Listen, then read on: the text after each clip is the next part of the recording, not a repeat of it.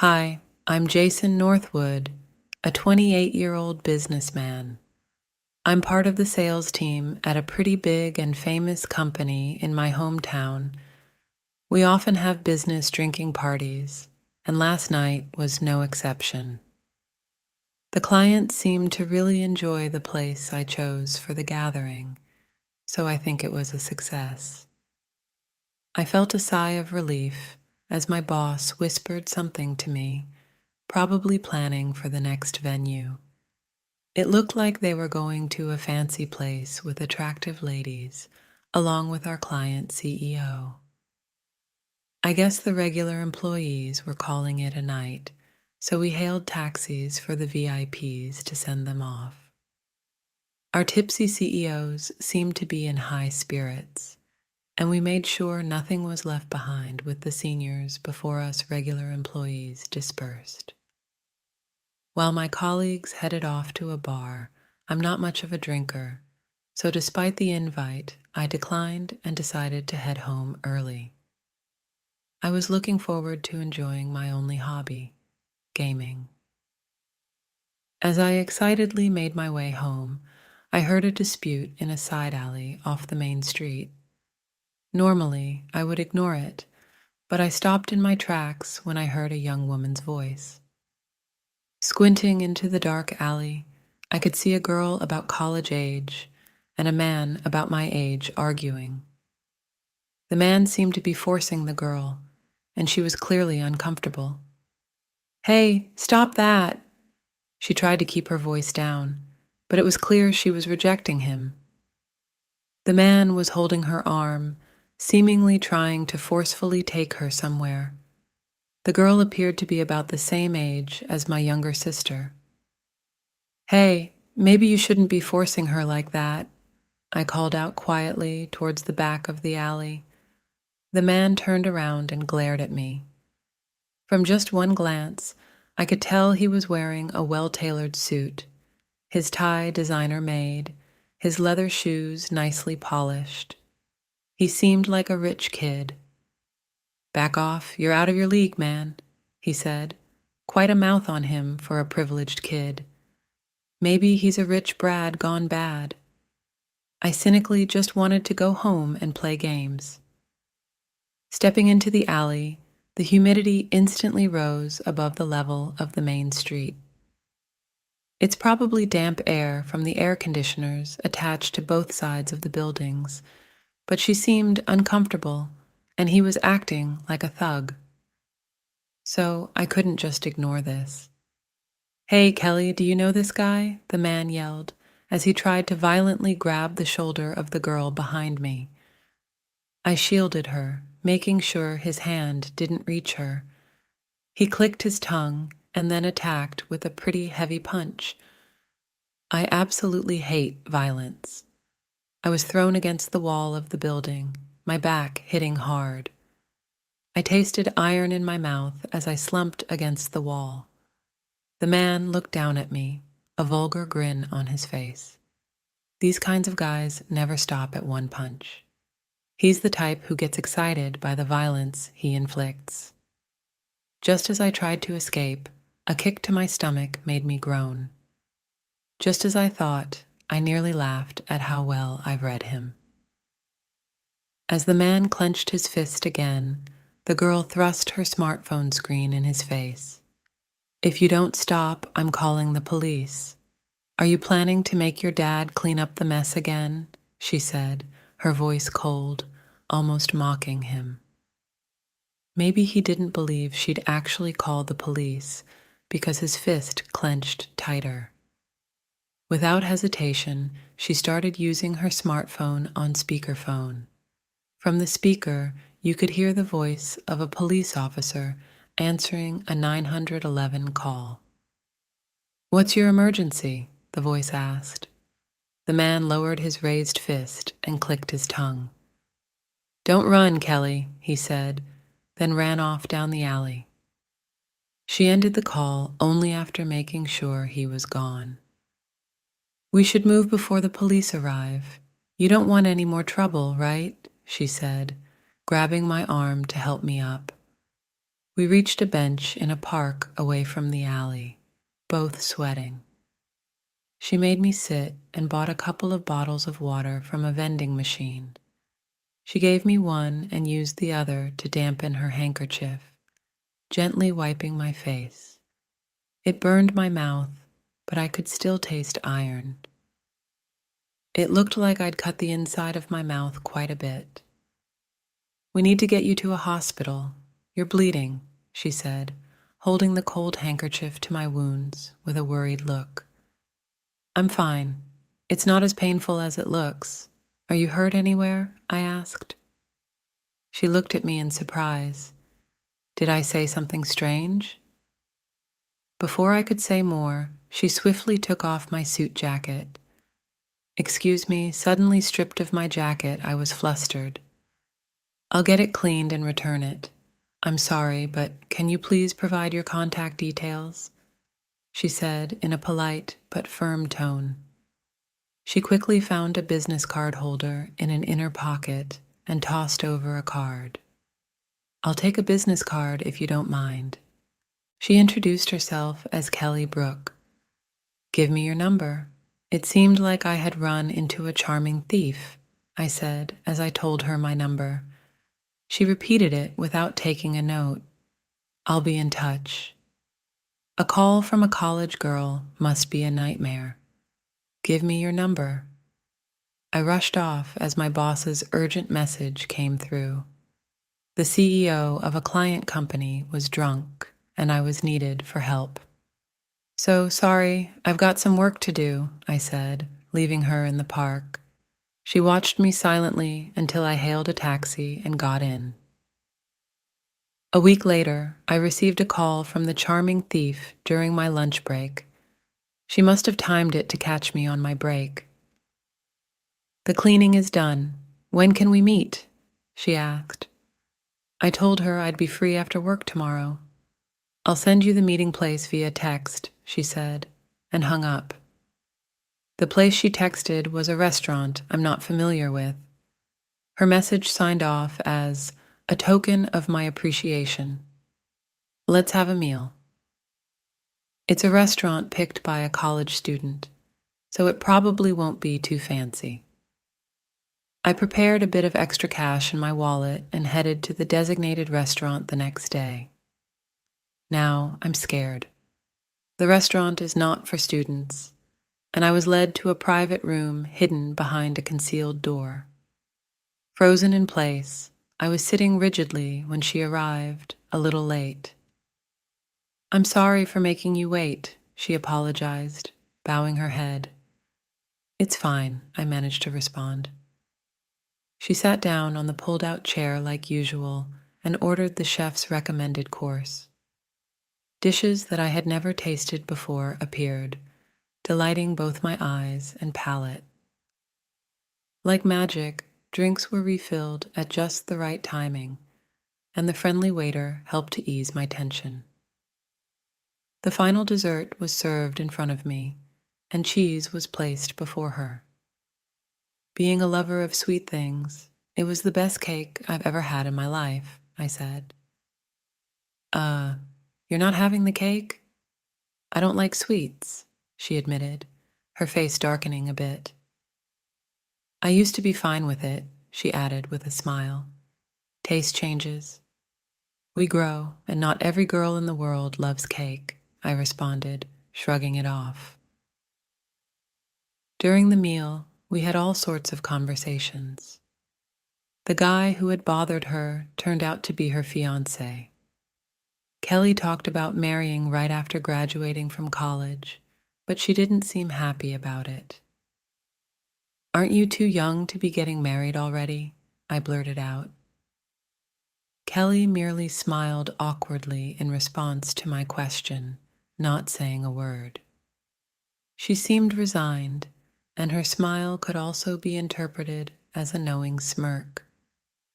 In just 2.5 hours, I found myself wanting to know more about her. When I reached for my card to tackle the bill I was dreading, I was told it had already been paid. "It's on me, as you helped me," she said with a smile.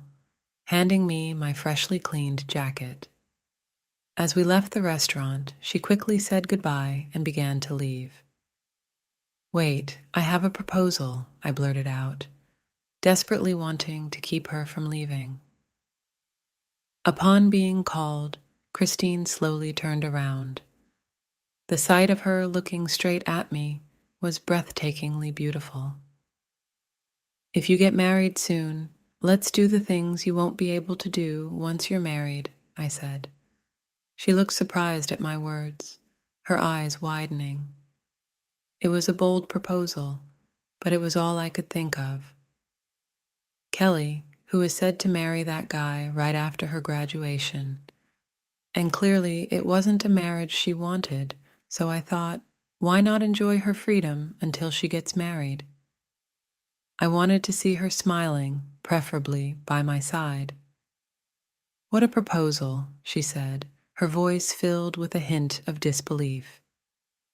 Suddenly, I felt embarrassed when I timidly asked, "So is it a no?" Kelly shook her head. "Where are you taking me for our fun day out?" she asked with excitement. I was relieved to see her anticipation. "Well, let's start planning then," I said, and she nodded in agreement. And just like that, she smoothly linked her arm with mine. Thus began our little game of playing lovers. From that day, Kelly and I went on many dates in various places. There was no rule as to who should ask, but it was always me inviting and her accepting. There were a lot of things I learned from our numerous dates. She was more of a sheltered lady than I had imagined. She was too excited at the aquarium, being childish as she wanted to touch penguins. At the zoo, she fussed about wanting to take home a baby lion. During horse riding, Kelly, an experienced rider, left me behind and ran into the forest. I remember feeling awkward when she showed up in a summer dress for the county fair. I was forced to buy cotton candy that was 3 times the size of her face. But then she remembered that she hated sweet things, which made me burst into laughter. Her persona was completely different from when we first met, and I was constantly surprised. That day, we went to a solo exhibition by a female woodcarver who specializes in animal carvings. She enjoyed sitting on a life-sized orangutan carving and playing with the kids. I found the scene somewhat heartwarming and watched while leaning against the wall. Suddenly, I turned toward the sound. There was a familiar face smiling at me. "Hey, are you here with your family?" I noticed a girl holding his hand. He nodded with a hearty smile. "You're a teacher, out of nowhere," Kelly, who had returned, asked with curiosity. "Oh, are you the teacher's girlfriend?" he responded. "He's a boxing teacher," the boy said, clearly answering Kelly's question. "In fact, I'm good at boxing, and I teach grade school kids at the gym run by an old college." Kelly stared at me in surprise, learning this new side of me. It was quite embarrassing being stared at so intently. Kelly watched the boy energetically say goodbye and run back to his parents. "You could have hit back, but you didn't," she murmured to herself. I knew she was talking about the time when we first met. "Why didn't you hit back?" she asked, suddenly serious. Taken aback, I looked at her. Her face was very serious. "I just don't like hitting people," I confessed. It may have sounded contradictory, but that was how I truly felt. I knew the pain of hitting someone and being hit. That's why I didn't like hitting people. I think this hesitation was the reason I was always the runner-up during my school days. I was a runner-up in every competition. I could never fully commit to winning. Every time I came in second place, I felt sorry for my family who was cheering for me. Would you say the same thing even when you absolutely need to hit back? She asked in a cold voice, reminding me of when we first met. I felt a chasm between Kelly and me, unbridgeable, as if we were standing on opposite cliffs overlooking a deep valley. I couldn't answer her question. Ever since our date at the art show, I had lost contact with Kelly, and a week had passed. There was no response to my calls or emails. She used to pick up on the first ring. I was worried that something might have happened. Perhaps I had been written off because I couldn't answer a question. At the time, I was anxious to see her again. Just as I was about to try to contact her again, a colleague called out to me. He delivered a message that the director wanted me in his office. I hadn't made any mistakes at work. I put on the jacket I had taken off and knocked on the door to the boss's office. I was told in a low voice to come in. The boss's office, where the boss, the director, the CEO of a client company, and one more person, the man who had been bothering Kelly, was sitting back on the sofa. I'm disappointed in you trying to steal my nephew's fiancé, the man who was bothering Kelly said. The client company's CEO also looked stern. As I stood there dumbfounded, the boss explained Kelly was the daughter of a client company CEO and the boss's nephew's fiancé. He emphasized that their marriage was necessary to strengthen the partnership. It seems like they were insisting on marriage to expand their companies. I'm taken aback, wondering what error they were talking about. So, in short, the CEO's nephew desperately wants her, and he got the company involved, right? The truth just slipped out of my mouth. I felt the temperature in the CEO's office rise dramatically. The CEO of our client company was a person of not so great reputation, I heard. Originally, the current CEO's brother was the CEO, but he was kicked out, and the current CEO took his seat. He had mistresses here and there and ran the company recklessly, or so the rumors went. That's enough. I want you to quit the company. We can't afford to keep a thief cat in the company. I'm disgusted by the CEO's ridiculous comment. Next to that, the CEO of the client company is nodding deeply. He says he can't do business with a company where thief cats are present. Personal life and work are separate matters.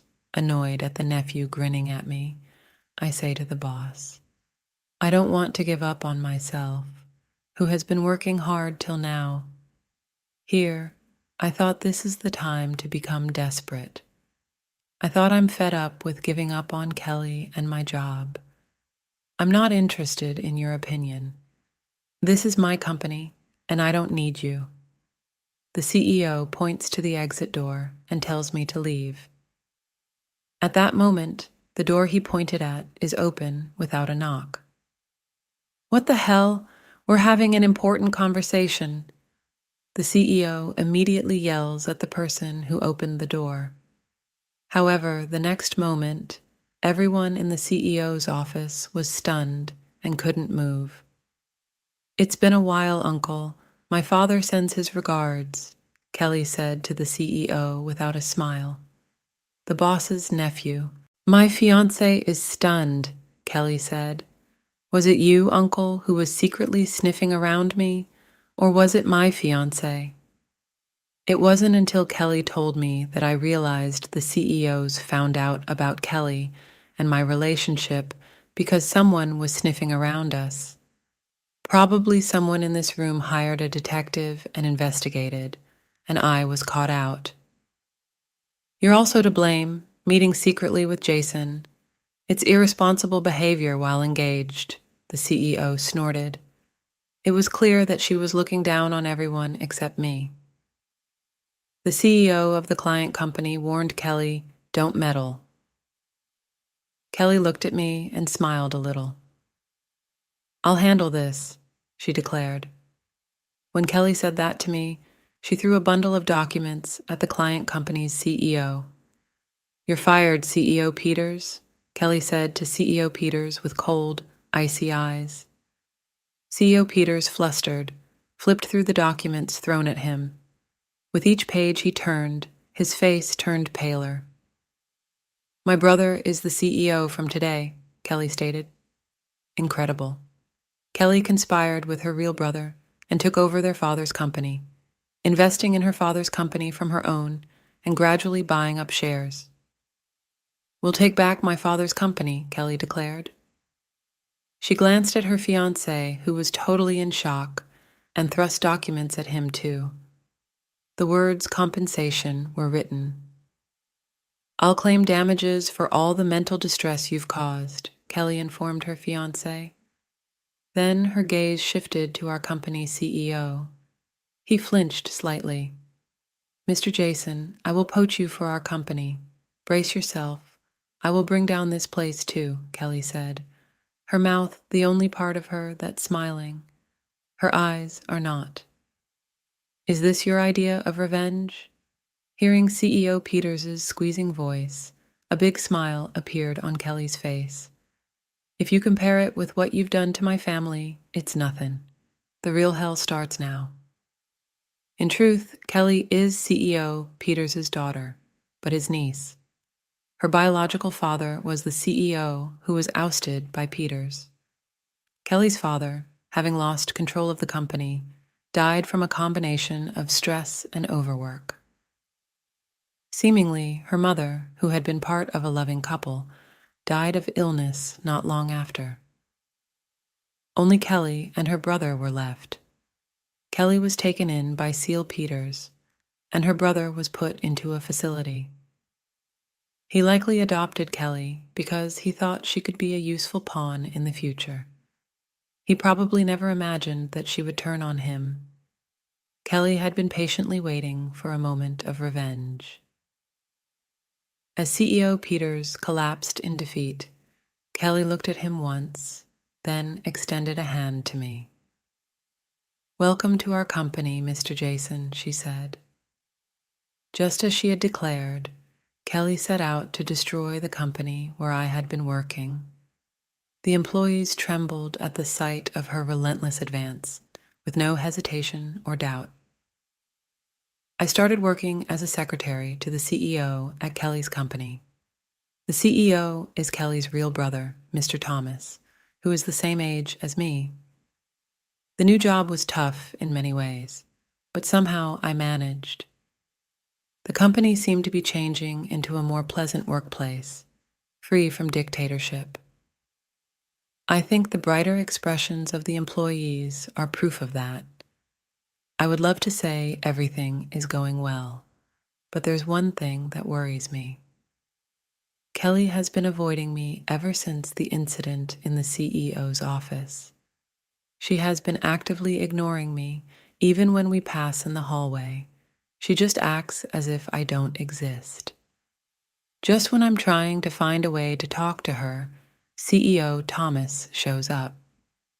"Do you know what a Savannah cat is, Jason?" Confused by the unrelated topic, I tilt my head. A Savannah cat is a breed of cat born from the crossbreeding of a serval cat and a domestic cat. It's about the size of a dog, depending on the breed. It is necessary to register with the local government to keep one, that large mountain lion-like cat, right? I reply. Mr. Thomas then asks me to somehow arrange for a Savannah kitten as the CEO's secretary. It's not unusual to be rallied upon for personal matters as well as work. Thomas, being the same age as me, often makes unusual requests. I thought it would cheer Kelly up. She hasn't been her usual self lately, he says with a look of concern.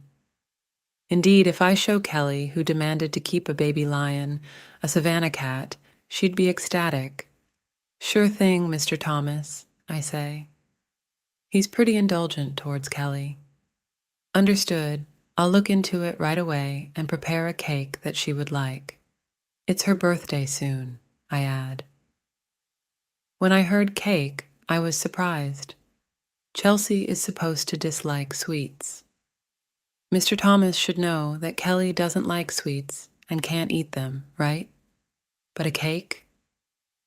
In my words, Mr. Thomas seemed taken aback and sat down on the spot, scratching his head. I was taken aback by his sudden, strange behavior. Holding his head, Mr. Thomas muttered, "That girl, what a fool." Apparently, when Kelly was little, she loved cakes. When her family got together for her birthdays, she would beg her father for various types of cakes. Even when the company was taken over, her father would still buy her a cake. Then, the day after Kelly's birthday, her father collapsed and never came back. Kelly believes it's all her fault. Mr. Thomas told me that she thinks if she endures her favorite, her father will come to see her. Mr. Thomas never expected that even now, as a college student, she would still hold on to that wish. Take back the company, crush the trading company that drove her father to ruin. Kelly, who coldly gets everything done, is still a young girl who just wants to see her father.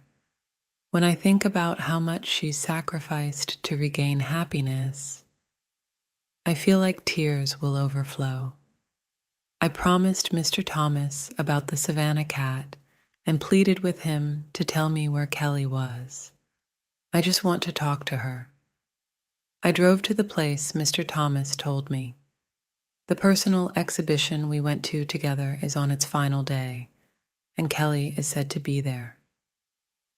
In the exhibition room, filled with the excited voices of children, I find Chelsea lost in thought. She was staring at a family looking at a wooden bear, seemingly enjoying themselves. Her profile looks expressionless, yet it also seems like she could burst into tears at any moment. "Found her," I gently whispered, and gripped her hand so she couldn't run away. Kelly, who looked back in surprise, had noticeably lost weight since I last saw her. "Why are you avoiding me?" She shudders at my question. I stopped her from trying to run away by tightly gripping her hand.